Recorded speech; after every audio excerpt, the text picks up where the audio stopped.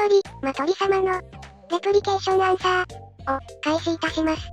レッツゴー。イエーイ。どんどんパフパフ。これは、少し先の、未来の日本でのお話。医療や科学の発展により、肉体の欠損を、バイオ技術や、機械で代替するのが定着し始めた頃の、日本で起きた出来事だ。探索者たちは、日本のとある企業に関係する職業についている。その企業の名は、株式会社一条総合医療研究所、通称一条。医療技術の発展を目的としており、ここで開発された薬品や治療法、医療用機械は全国で取り扱われている。そんな有名企業だ。一条で研究員として働く上浦さつきと増田博人。一条へ派遣されて働いている外部職員のと蛇殺と高梨星野。あなたたち4人はとある日の夜、恐ろしい出来事に巻き込まれてしまう。それは、暗い廊下を徘徊する人の形をした怪物が次々と人々を襲い、数を増やしていく B 級ホラー映画のような事件だ。不運にも巻き込まれた探索者たちは、各々の目的を達成するために、そして、行ってこの地獄から脱出するため、夜通し行動することとなる。4人用1クローズド系ホラーシナリオ、レプリケーションアンサー、スタート。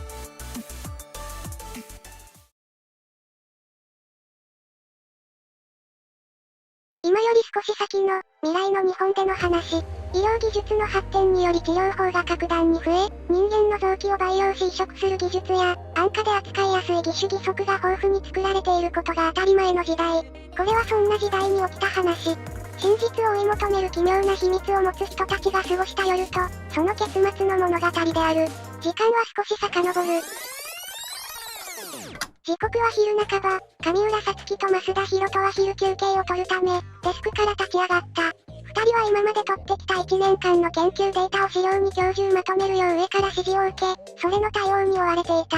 膨大なデータ量にこれは夜までかかるとうんざりしてるかもしれない。デスクワークから一時解放された二人の元へ白衣の誰かがやってくる。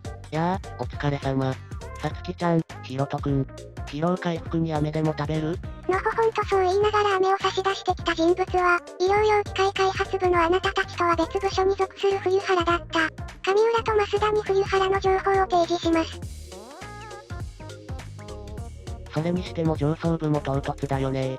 こんな急いで資料まとめさせるなんてさ、子供の夏休みの最終日じゃないんだからさ。冬原はそう愚痴りながら飴を口の中に放り込む。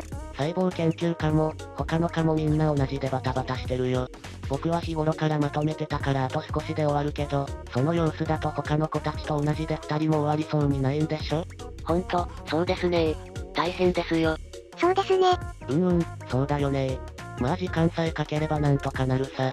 冬原は上浦へ向かってこう言った。そうださつきちゃん、君お昼まだでしょ？一緒に食堂へ行かない？キモ。そんな悲しいこと言わないでよ。僕がおごってあげるからさ。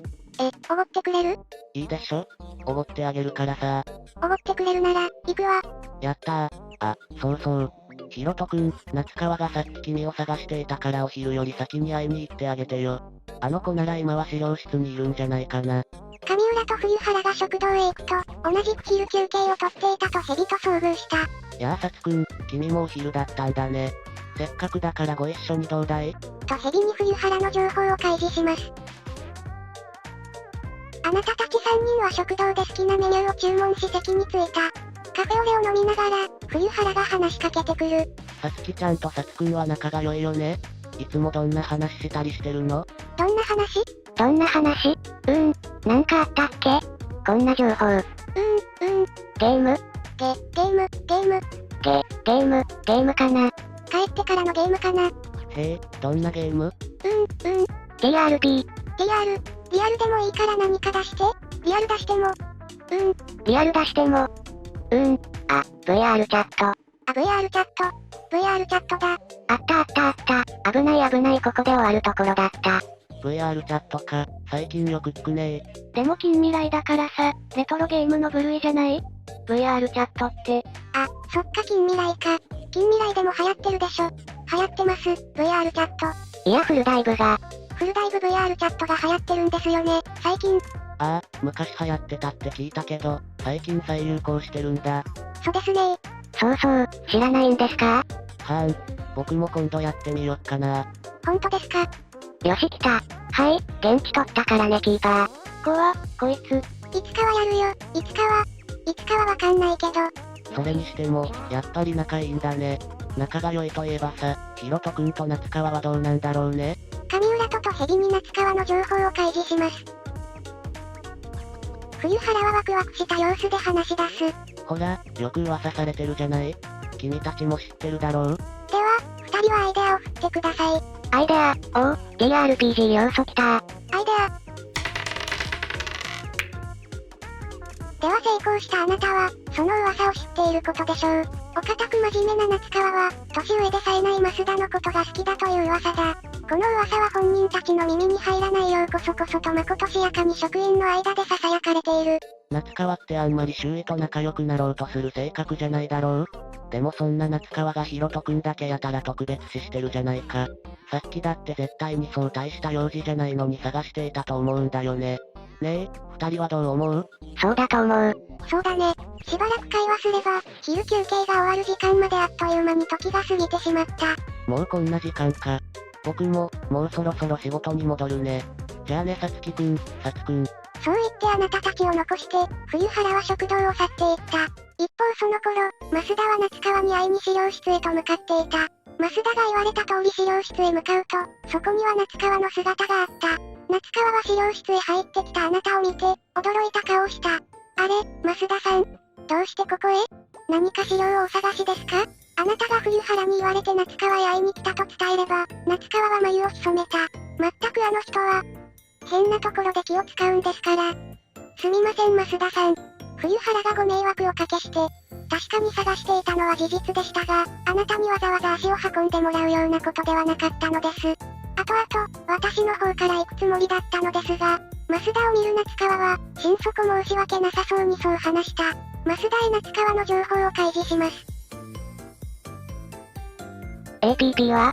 APP、一番気になるよそれ。大事だと思う APP を知るのは。夏川の APP は14です。まあ、高い。結構高い。可愛いくらい？ちょいモテらしいぞ、許せね許せねえな。そうだ。せっかくですし、一緒にご飯でもどうですか？第二食堂でしたら今の時間は空いてると思いますし、仕事の話をするならあそこの方が向いてると思うんです。わかりました。行きましょうか。ありがとうございます。増田は夏川と共に第二食堂へ来た。第二食堂は人で賑わうことが多いメイン食堂より少し遠く、またメニューが少ないため昼時でも人が少ない場所だ。あなたたちはメニューを選び席へ着く。食事をしながら夏川が口を開いた。どこか落ち着かない様子で、そわそわしながら歯切れ悪く言葉を吐き出している。実はその、増田さんにお話ししたいことがありまして。今夜って夜遅くまで時間空いてますか？どうしてもあなたに伝えたいことがありまして。今夜、仕事が終わったら、その時間なら誰もいないので、それに、できれば皆にも内緒にしておいてほしいんです。お願いします。別に構いませんが、今日は上からの命令で大量の書類を整理しないといけないので、少し遅くなるかもしれません。わかりました。よかった。ありがとうございます。あなたの返事を聞いた夏川は柔らかな笑顔を見せた。あなたたちが食事をしながらそんな会話をしていると、ふと増田の視界に見慣れた人と見慣れない人が見えた。どうやらあなたと同じ課の同僚が若い清掃員に何事か絡んでいるらしい。あなたはその同僚がどんな人間か知っている。よく言えば繊細な、悪く言えば神経質なその同僚は、虫の居所が悪いとああやって適当な若い人間を捕まえて当たり散らすのだ。部長である上浦、つまり上司にすら時々そんなことをするような困った悪癖を持つ彼に対して、諌められるのは年上のあなただけだった。あなたはいつもと同じようにその同僚をなだめて追っ払うことにした。ここの掃除がきちんとなってねえな。お前の上司からはこんな適当にやれって教わったのか。あれ？殺そうかな。舐めてんのかてめえ。ここでは交渉系技能を成功させるか、リアル説得でこの場を収めることができます。これ、交渉振るの俺？はい、あなたです。まあ、言いくるめかな。あなたは同僚を言いくるめることに成功する。案の定、彼はまだ掃除途中の清掃員を捕まえて嫌味を言っていたらしい。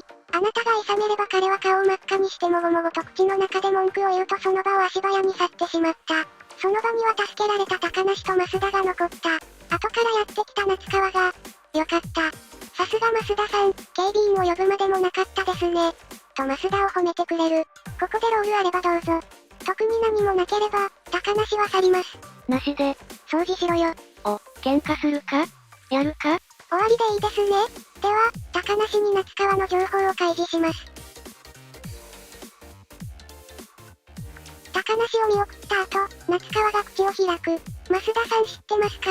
あの人、最近来た清掃会社の新人さんらしいですよ。もう先輩から離れて一人で業務やってるなんて優秀ですね。と、清掃員の情報を伝えてくれた。そんなたわいもない話をしていればあっという間に昼休憩の時間は終わりを告げる。ああ、もうそろそろ仕事に戻らないと。それでは増田さん、また後ほどお会いましょう。そう言って夏川は微笑みを残し、この場を去った。増田も食事を終えて仕事へ戻っていく。果たして今日の仕事量で、夏川を待たせず会いに行けるだろうかという不安を抱えながら、あなたは仕事に精を出すことにした。そしてあなたたちがそれぞれ仕事に勤しんでいると、いつの間にか20時に差し掛かっていた。上浦と増田の資料まとめもようやく終わりを告げる。人もまばらになったオフィス内には、あなたたちと同じように仕事しているものか、もしくは帰り支度をする者が何人かいた。そのうちの一人が上浦と増田へ声をかけてくる。お疲れ様です部長、増田さん。先に上がらせてもらいますね。お疲れ様です。お疲れ様です。お疲れ様です。二人とも根を詰めすぎないでくださいね。それでは失礼します。そう言って彼は部屋を出て行った。そろそろあなたたちも帰ることになるだろう。お疲れ様です、部長。私は少し用事があるので先に帰っててもらっていいですよ。あ、じゃあ帰ります。さようなら。お疲れ様でした。増田と別れ、上浦も用事がないなら帰ろうとカバンを持ってオフィスから出る。廊下は省エネのためいくつかの電灯が落ちて薄暗い。すると、ちょうど見回り途中だったとヘビと合流することができた。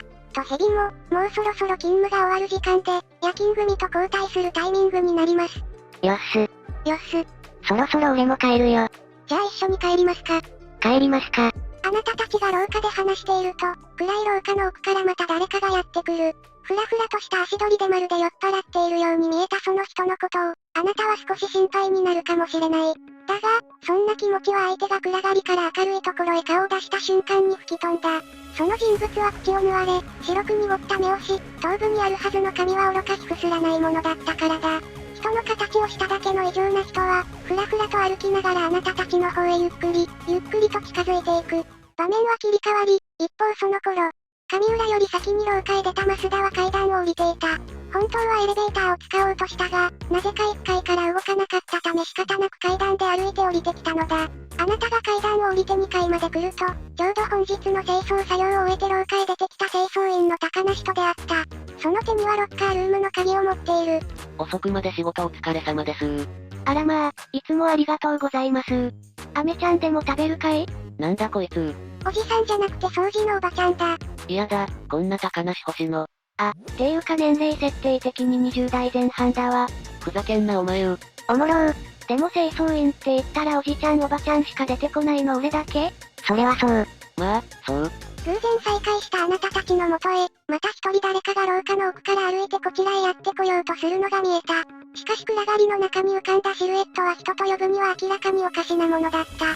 どう見ても頭部が半分ないように見えるのだ。その時、チカチカと蛍光灯が瞬きを繰り返し、その人物の顔がはっきりと見えてしまった。あなたたちの目は正しかった。人間であれば鼻から上がない状態にもかかわらず、その人は歩いている。生々しい肉と骨の断面がちらりと見えた。それがぬいぐるみのように糸で乱雑に縫われた口と相まって、あなたの嫌悪と恐怖をさらに煽る。別々の場所で、それぞれ死んでいるはずなのに歩く異常な屍。まさにゾンビのようなものを見てしまったあなたたちは産地チェックです。成功で1、失敗で 1D8 の減少です。では全員1の産地減少です。こうしてあなたたちの日常はそれぞれの業務の終了とともに終わりを告げた。これから起こるのは、悪夢のような現実。再観測。失敗のやり直し。過去の亡霊たちの後始末だ。あなたたちは生き残り、それぞれの目的を果たさなければならない。クプルフ神話 TRPG シナリオ。レプリケーションアンサー、導入終了。そして、本編開始となります。